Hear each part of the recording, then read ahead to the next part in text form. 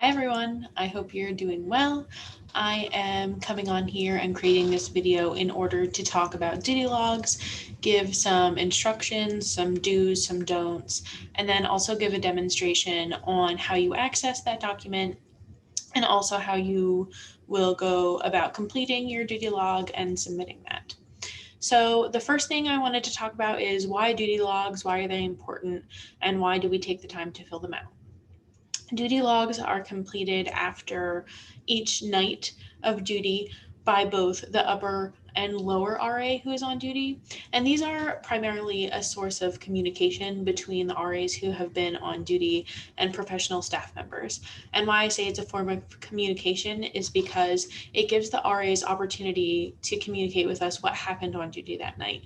So what important conversations with residents had happened, any work orders that may have happened, and any additional information that might be helpful for professional staff to know, because we aren't in constant contact with RAs as they are on duty, and this is our way of checking in with them and having any information that we might need to communicate with maintenance, campus police, anything like that. So they're an important form and document that we use as a way of communicating and knowing what information and what events are happening while our RAs are on duty. And if you have questions about that, we'll be more than happy to answer them. So the way that we facilitate or use this duty log is through Google Forms. And all of you will have access to that Google form.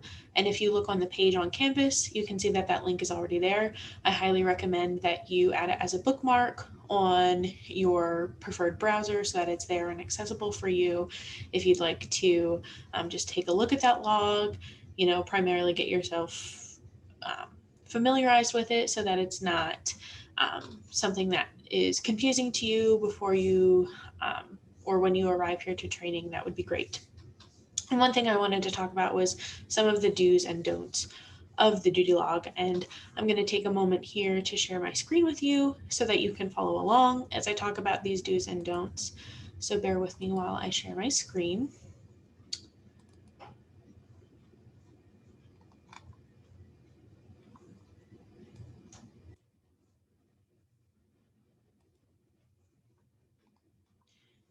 Believe that you saw two screens there. So again, bear with me as I share my screen with you in just one moment.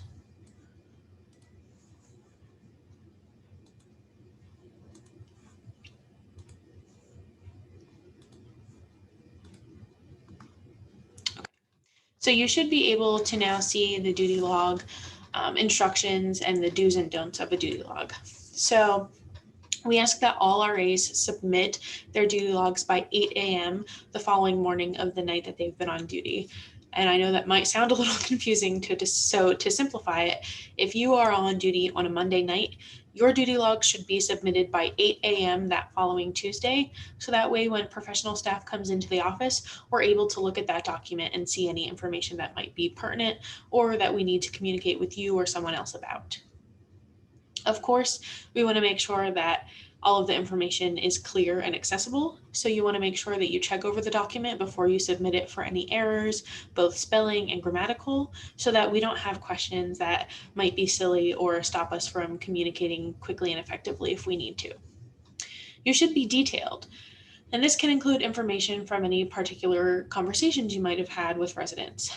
And what we mean by that is if a resident shared with you that they're struggling in a class and maybe needed a resource, or they checked in with you and said that they hadn't been feeling well, but now were feeling well because they got to utilize health services. That's information that might be helpful to know so that we are able to track progress of students or just be able to check in with them ourselves. If you have concerns for a resident as a result of those conversations, obviously it's important to include that and maybe follow up with your supervisor just so we can make sure that we get in touch with those residents. If you have concerns for a particular building, whether that's you notice there's a trend happening such as residents are overflowing trash cans and we might need to put in work orders or communicate with a building that it's appropriate to take your trash out in a particular way. If students aren't picking up their laundry and we need to send out an email about the appropriate way of utilizing our laundry resources, we'll definitely do that as well. And it could be maintenance issues as well. You notice that it's particularly icy outside of the building, or you notice that a light is out in the hallway and you've put in a work order. Including that would be very beneficial within your duty log. Any incidents or issues that you responded to should be included in your duty log. The incident does not need to be included in detail because you would submit a separate incident report. However, you could say that you responded to an alcohol-related incident. You should note any tasks that you completed that were assigned by either myself, Andrea, or one of the GRDs, and that can include putting up flyers, checking in on a resident, anything that may apply to duty for that evening. And then you also just want to make sure the spaces are checked, such as quarantine rooms, showrooms, and anything that we may talk to you about, just to make sure they're secured, because we don't want to have any threat of safety to the residents or anyone else who's in that building having access to spaces that they should not be. And finally, you should include both start and end times for your rounds, so we have an idea of what time things were happening and we can track that information as well. Obviously, I shared some of the do's with you, so that means there have to be don'ts. And one of the main things I want to reiterate is that your duty log should be submitted by 8 a.m. the next morning. And that means it shouldn't be submitted late unless you've specifically talked about a reasoning of why that would be submitted late with your supervisor or a professional staff member. And that should have, particular circumstances of, maybe your computer wasn't working, you did try to submit it and it wasn't going through, something like that we could work to troubleshoot with you. You should, again, make sure that you have looked it over for errors so that there's no delay in communication or information that would be important for us to have.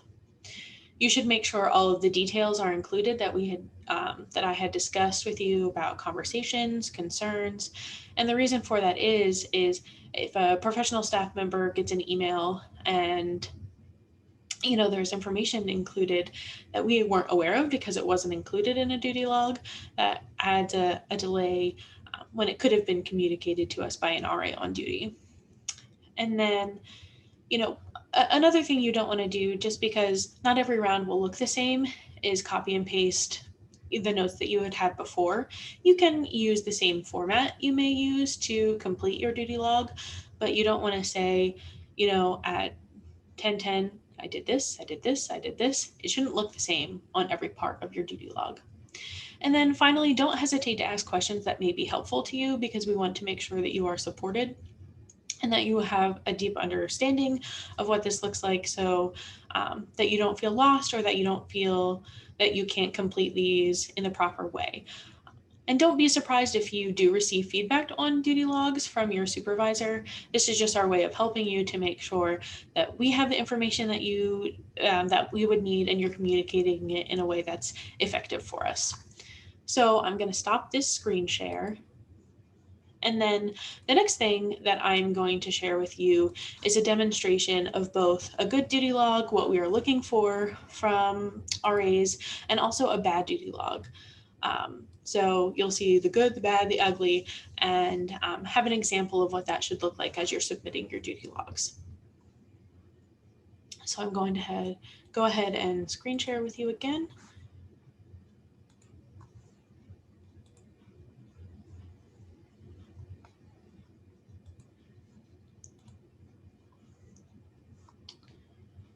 And on the screen, we're running into an issue again. So I'm going to maximize my browser, and I should be able to share with you again. Bear with me as I navigate technology. It's not always our friend. Okay. So now on my screen share, you should be seeing what a duty log would look like on our end as we receive your responses, but you would type it in the same way. So you'll see under today's date, I've listed today's, which is July 6th, 2021. That's simple. You put in the date of your duty specifically. And there is just one thing to note. You may be completing this past midnight, which can get a little tricky with date because obviously the next day would fall after midnight. But say you're on duty on the 6th of July, which would be today, I want to make sure that even though I'm submitting that at midnight, which would be the 7th of July, my duty log should reflect the 6th of July. So RA on duty. And I'll go through this, and at the end, you should think to yourself as you go along, is this a good duty log? Is this a bad duty log? And at the end, I'll give a little bit of a synopsis and some notes on this duty log. You'll see RA on duty is listed as Hannah, and I give a summary of my duty, which was duty wasn't bad tonight. I did rounds at 8:15, and they took me about 15 minutes. My second set of rounds was at 10 p.m. Nothing happened and it was quiet, and my last set of rounds started after midnight and all was clear. The next section asks for noise violations. Said I asked Macaulay room 223 to quiet down at 11 p.m. and they weren't an issue on my last round. Under spaces checked, which would be the laundry rooms, quarantine spaces, and showrooms that I talked about a little bit earlier.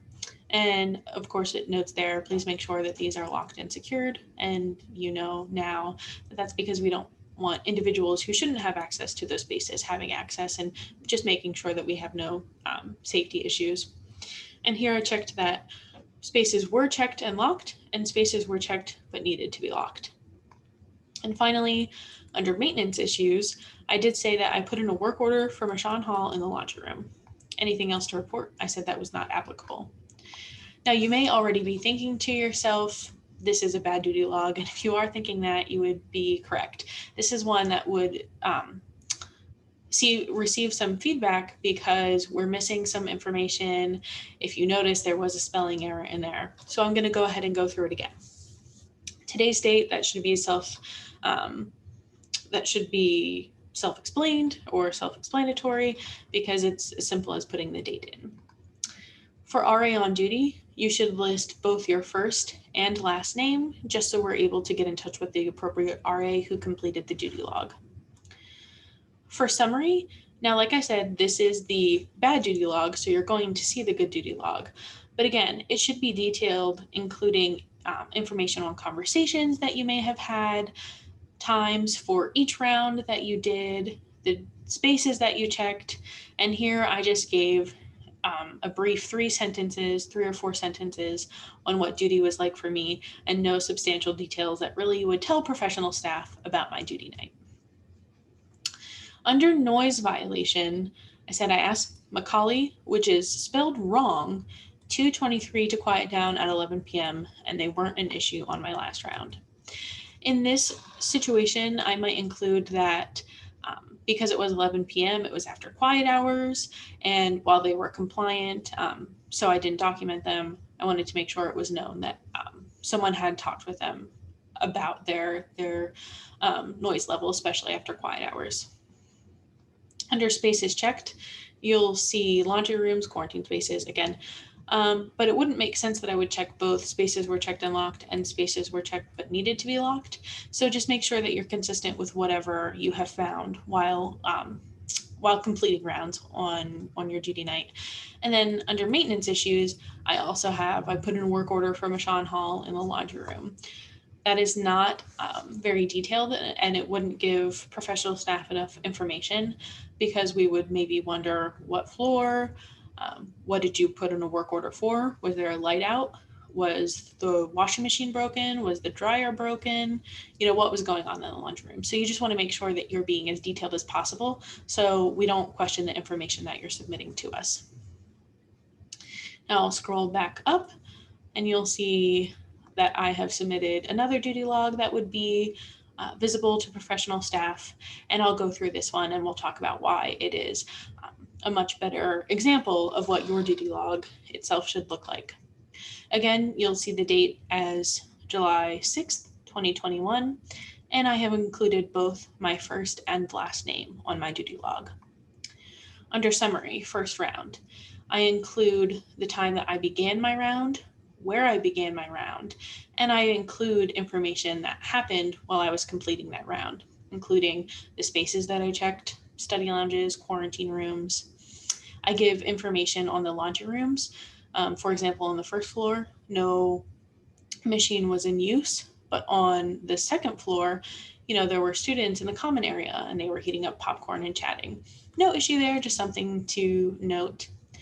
On the first floor, you'll see that I noted that room 105 was playing loud music, but this was my first round, so it wouldn't have been quiet hours yet. I just noted it that was there for future reference. And then I explain that I had gone over to Michon, checked there as well, and gave some more information, and you can read along as I explain. I follow similar formatting for my second round, but as you can see, my notes aren't all the same. You can see that I followed my formatting of when I started my round and where.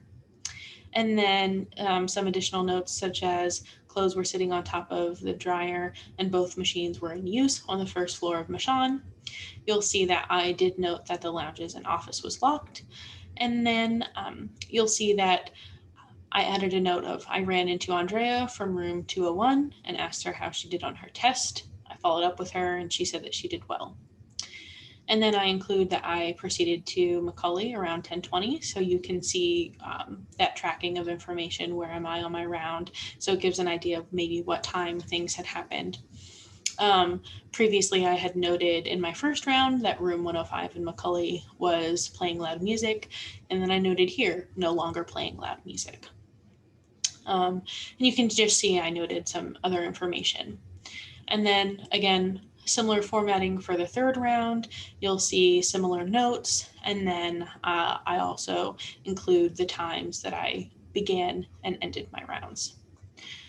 In this particular duty log, I said that there were not noise violations, which would make sense for the timing that was listed in that duty log.